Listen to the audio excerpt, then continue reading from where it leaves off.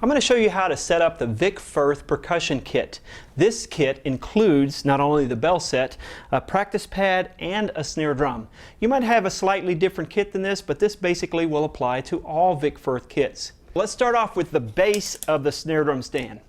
What you're going to notice about the base is that it has two thumb screws in the middle and on the top. What we're going to do is loosen those up slightly. Don't have to take them all the way out, just loosen them up, and then we're going to expand the legs.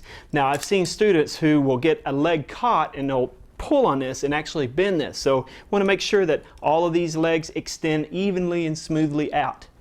Want to get a good solid base and then turn in the thumb screw just enough to make a secure connection. Don't need to over tighten that.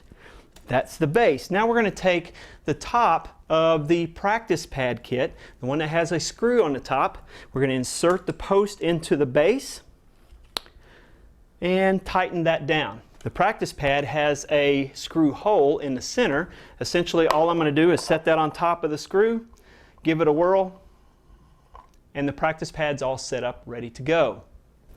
Essentially, setting up the snare drum uses the same kind of concepts, but the top of the stand is quite a bit different. So let's go through that real quick. What you're going to see here at the top of this stand is a thumb screw that allows us to angle the basket assembly. Essentially, you're able to angle your drum at almost any angle. What I like to do is have my students set it up straight up and down. So I want the post and the basket assembly to be straight up and down, then I'm going to tighten this thumb screw. The base, this post fits into the base of the stand. Going to tighten that slightly and then extend the basket arms. Now, your basket arms might have come where it's not large enough to accept the snare drum. We want to make sure that we loosen or unthread this screw all the way so that the basket arms are big enough for us to set the snare drum in. Now we're going to take our snare drum, and this is really, really important, that the bottom head is very thin. So we want to take extra special care that we do not place the snare drum on any one of these basket arms. So what I'm trying to do here is to lay the snare drum on top of the basket, making sure that none of those arms poke through the bottom head. Pay special attention to that.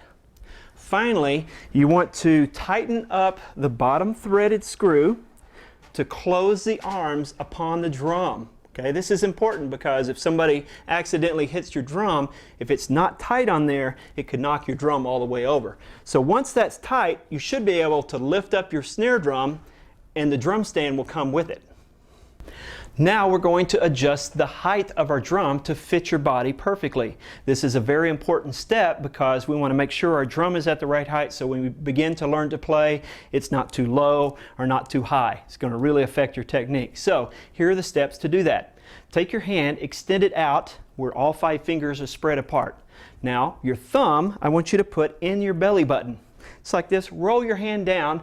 At that point where your pinky lays is exactly the right height for you for your snare drum. So if you notice, I'm going to walk up to my snare drum. My snare drum is much too low for my body. So I'm going to raise that snare drum up.